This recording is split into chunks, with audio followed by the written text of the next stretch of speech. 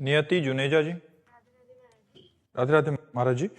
महाराज जी, मुझसे किसी का भी प्रतिकूल व्यवहार सहन नहीं होता और मेरे मन में हमेशा ये डर बना रहता कि कोई मेरे बारे में क्या सोचता है। ये नेगेटिव बात है और ये तुम्हें दुख देगी, दुख के सिवा कुछ नहीं देगी। इसको छोड़ने की जरूरत है। अध्यात्म को स्वीकार करो, भगवान नाम जप करो और प्रतिकूलता को मुस्कुरा के सहना सीखो। कौन क्या कहता है इससे बेपरवाह रहो, तब तो आनंदित हो जाओगे। मेरे विषय में कौन क्या कहता है, अगर ये चिंतन बनाए रखोगे तब तो निगेटिव विचार आपको डिप्रेशन में पहुंचा देंगे। उसकी मौज, हम क्यों उसकी मौज में अपनी मौज मिलाए? हम तो अपनी मौज में रहना, अपनी मस्ती में। लोग अपनी मस्ती में रहना नहीं सीखते। लोग दूसरों के व्यवहार से दुख सुख का अनुभव करते हैं, इसीलिए फंसे रहते हैं। कोई कभी संसार में एक जैसा व्यवहार नहीं करता, कभी अनुकूल व्यवहार करता है, कभी प्रतिकूल व्यवहार करता है, क्योंकि द्वंद्व का नाम दुनिया है। ये अपने अपने मति के अनुसार चलेगी। हमको अपनी मस्ती में रहना। तुम्हारा मन आवे हमको अच्छा कहो, तुम्हारा मन आवे बुरा कहो। तुम्हारा मन है हम अच्छे या बुरे जैसे अपने प्रभु के हैं। जब तक आप प्रभु के नहीं बनोगे, जब तक आप जो प्रभु के हो, प्रभु के हैं, बनना क्या है, पर जब तक स्वीकार नहीं करोगे आपको, तो आप प्रभु को, और नाम जप नहीं करोगे, शास्त्र स्वाध्याय सत्संग नहीं करोगे, तब तक ज्ञान नहीं होता। तो अज्ञान की यही दशा है। लोग क्या कह रहे हैं, वो हंस रहा है किसी और बात को लेके, ये तो हमको देख के हंस रहा था।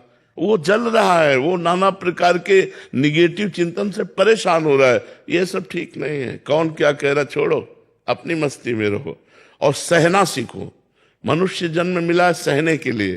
प्रतिकूलता सहो, मान सहो, अपमान सहो, दुख सहो, सुख सहो। सुख सहने का मतलब अभिमान ना आने पावे, और दुख सहने का मतलब शोक ना आने पावे, उदास ना होने पावे। मुस्कुराकर बड़े से बड़े दुख को पार करना, ये भगवान के भक्त का स्वरूप होता है। इसलिए भगवान के भक्त बनो, भगवान का नाम जप करो, भगवान की महिमा सुनो, तो तुम्हारा हृदय पवित्र होगा। पवित्र हृदय समता में आता है और अपवित्र हृदय विषमता में आता है।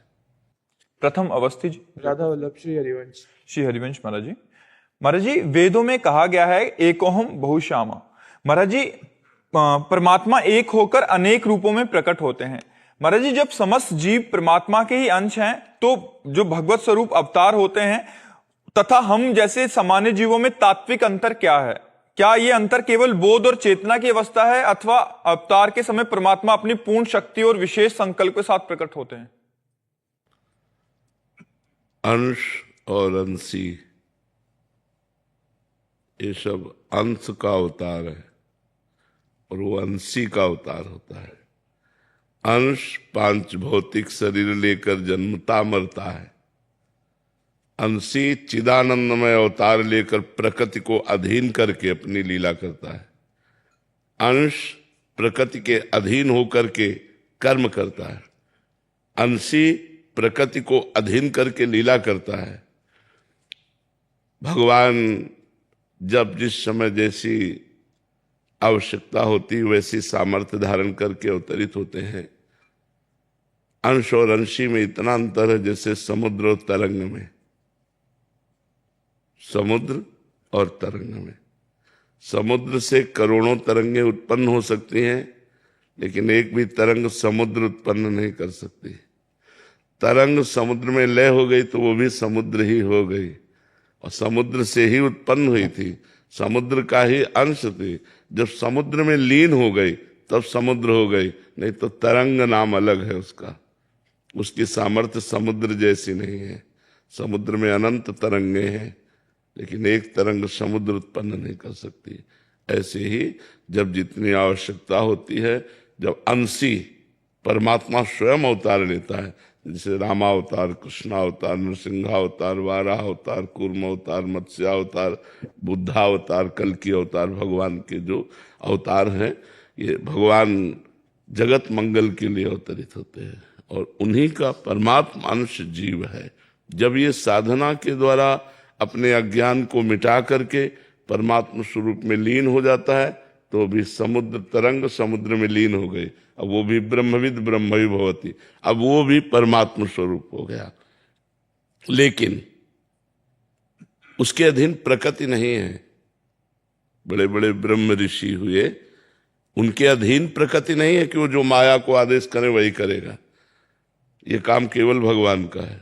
उत्पत्तिम च विनाशम च भूतानामा गतिम गतिम वेद विद्याम अविद्याम सष्टारो भगवान इति। उत्पत्ति करना, विनाश करना, विद्या प्रकट करना, अविद्या में बांध लेना, गति प्रकट करना, दुर्गति कर देना, ये केवल भगवान के अधीन है, किसी ब्रह्म ऋषि के अधीन नहीं। पूरी सृष्टि का सृजन पालन संहार लय ये सब वो परमात्मा करता है। उसी परमात्मा का चिंतन करके उसमें लय हो गए, लेकिन उतनी सामर्थ्य नहीं कि जो चाहे सो पूरी सृष्टि का परिवर्तन कर दे, ऐसा किसी में नहीं। वो केवल भगवान में है। कोई ब्रह्म ऋषि भगवत प्राप्त हो जाए, चाहे जितना भगवान की समानता में स्थित हो जाए, लेकिन भगवान अद्वितीय है।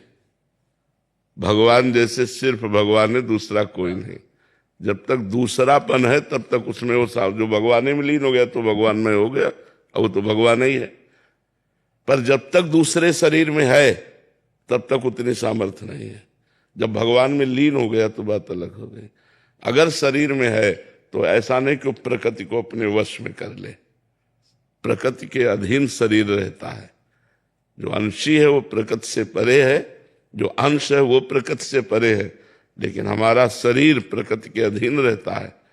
और भगवान का शरीर चिदानंदमय है, विकार रहित है। हमारा विकार युक्त विनाशी है, उनका अविनाशी और चिदानंदमय स्वरूप है। जो द्वापर में श्री कृष्ण ने उतार लिया वही अभी दर्शन कर सकते हो, अब भी विराजमान है इसी ब्रज में, इसी वृंदावन में। पर साधना करो, भजन के द्वारा वो नेत्र प्राप्त करो और मानस नेत्रों से, प्रेम नेत्रों से भगवान की दिव्य लीला का अवलोकन करो। तो समझ में आई बात? तेज सिंह जेरिया जी इंदौर से। प्री प्री बादनी सखी जो की सदा जय हो। गुरुदेव, गुरु के दर्शन से, इष्ट के दर्शन से और आचार्य के दर्शन से जो प्रसन्नता होती है उसका भोक्ता कौन होता है? इंद्रियां या अंतःकरण या जीवात्मा? अंतःकरण, अंतःकरण। कर्ता और भोक्ता अंतःकरण होता है, जीवात्मा निरपेक्ष होता है। जो गुरु है वही जीवात्मा है, वही परमात्मा है। भोक्ता अंतःकरण होता है, मन बुद्धि चित्त अहंकार। जो अहंकार है अंतःकरण का, वो भोक्ता होता है। जो स्वरूप है वो कर्ता भोक्ता नहीं है, वो निरपेक्ष है और वो एक है, सबका एक है। दर्शन से आपके जो ऐसी उमगन उठती है एकदम हाँ, तो आपने अभी अपने को अंतःकरण माना है। आप अंतःकरण में अभी आप हैं तो आपको लगता मुझे बहुत आनंद हुआ, तो आपको आनंद थोड़ी हुआ, अंतःकरण। जैसे गुरु को देखा किसने? नेत्रेंद्री ने। ये गुरु है ऐसा बोध किसने कराया? बुद्धि ने। ये मेरे हैं, ये किसने? मन।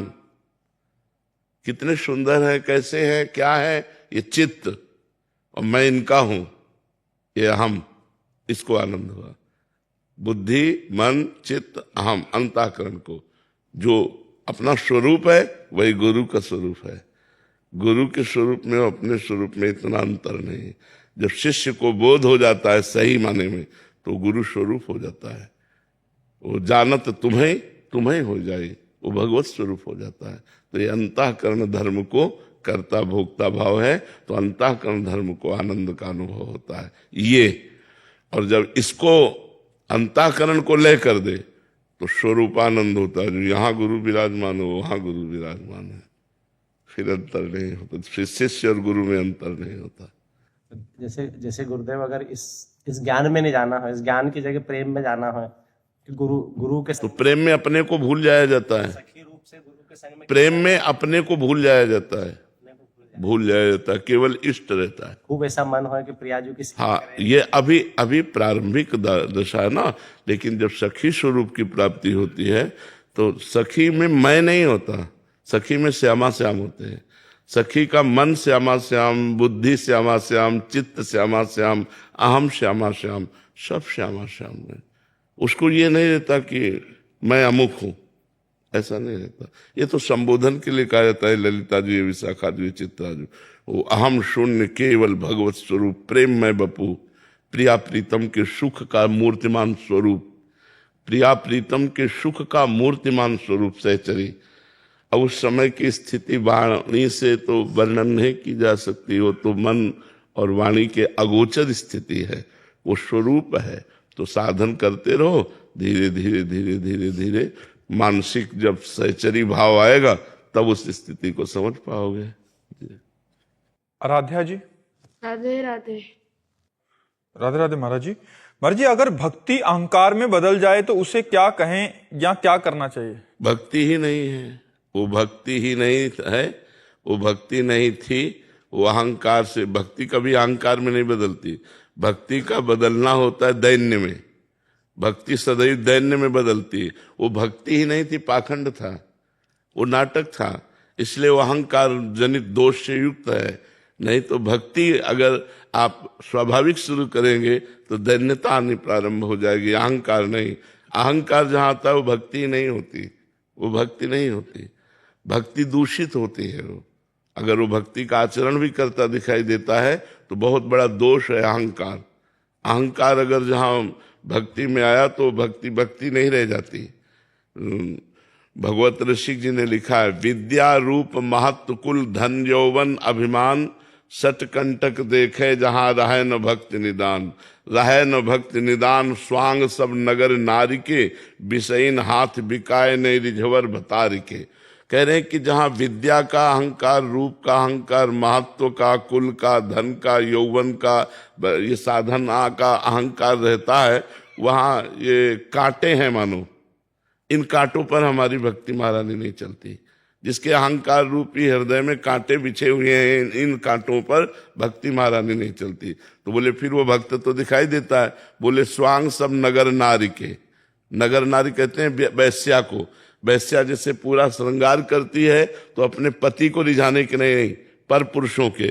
तो वो भक्त भरतार श्री हरि को रिझाने के लिए नहीं, विषयी पुरुषों को रिझाकर धन संपत्ति और मान प्रतिष्ठा प्राप्त करना चाहता है, वो भक्त नहीं है, वो पाखंड है। इसी को पाखंड कहते हैं। तो जहाँ ज्ञान वैराग्य भक्ति है वहाँ अहंकार नहीं है, जहाँ अहंकार है वहाँ ज्ञान नहीं है, वहाँ वैराग्य नहीं, वहाँ भक्ति नहीं है। अक्षत जी। राधे राधे महाराज जी। महाराज जी, आपके चरणों में कोटि कोटि प्रणाम। महाराज जी, शास्त्रों में संतों को पारस कहा गया है, जिनके स्पर्श मात्र से लोहा मतलब जीव सोना बन जाता है। महाराज जी, हम पूज्य भाई जी और पूज्य बाबा महाराज जैसे महाभक्त संतों के चरित्र सुनते हैं। आप स्वयं पारस मणि रूप में यहाँ विराजमान, और मैं एक लोहे के समान जीव आपके सानिध्य में बैठा हूँ। मैं नित्य नाम जप करने इसे का सानिध्य नहीं कहते, पास बैठने को सानिध्य नहीं कहते। एक दिन एक संत की सेवा में एक भगत थे, तो समझते थे सिद्ध पुरुष है, जिस दिन कृपा करेंगे हमें धनी बना देंगे, धन की लालसा से। तो एक दिन कहा, बेटा तुम क्या चाहते हो?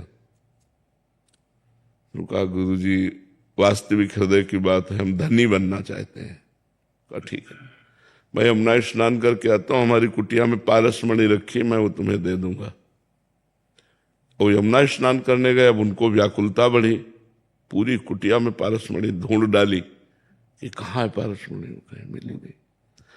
लौट के आए, उनका गुरुजी पारस मणि तो कुटिया में है नहीं। बोले वो डिबिया में रखी है ना सामने, लोहे की डिबिया में, लोहे की डिबिया में पारस मणि रखी।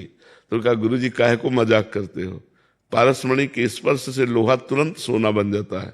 अगर डिबिया में पारस मणि रखी होती तो सोना ना बन जाती। बोले लाओ इधर। लाए तो रुई में रखी हुई थी, बीच में रुई का पर्दा था, रुई के ऊपर पारस मणि और वो डिबिया में रखी थी। रुई जो हटाई, पारस मणि छुआ, सोना बन गया। तो जब तक अपना अहंकार है, तन मन धन वाणी आदि को समर्पित नहीं किया है, तब तक पारस मणि का स्पर्श नहीं कहा जा सकता। जहां स्पर्श हुए तो जो वही सोई तुम बन गए। पारस मणि और संत में इतना अंतर है कि पारस मणि स्वर्ण बना देती है और संत पारस मणि बना देता है। अपने से छू जाए तो आप उस शरीर से चाहें सब कीन्हा, आप उस शरीर अपने समान बना देते हैं। पारस मणि तो स्वर्ण बना देती है, लेकिन संत अपने समान बना देते हैं। ऐसा संत और पारस मणि में अंतर है। कुश जी दिल्ली से। राधे राधे। राधे राधे महाराज जी।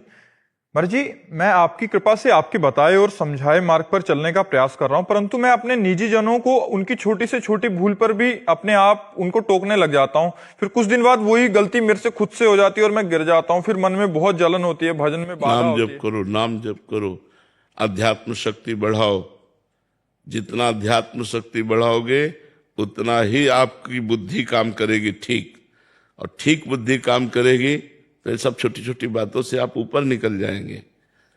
वो हमारे लिए क्या सोच रहा है, वो हमारे लिए क्या कर रहा है, नाना प्रकार की निगेटिव विचारों की धाराएं चलती रहती हैं, जिसमें कभी चिंता, कभी शोक, कभी हर्ष, कभी ऐसे। कब तक हम इन छोटी छोटी माया के विकारों में बंधे रहेंगे? थोड़ा ऊपर उठो। ये समुद्र है, चिंताओं का समुद्र है। चिंताओं के समुद्र से पार होना है तो जहाज पे बैठ जाओ। नानक नाम जहाज है, चढ़े से उतरे पार। नाम रूपी जहाज में बैठ गए, चिंता शोक समुद्र संसार से पार हो गए। खूब नाम जप करो, देखो आप में कितना ज्ञान जागृत होता है।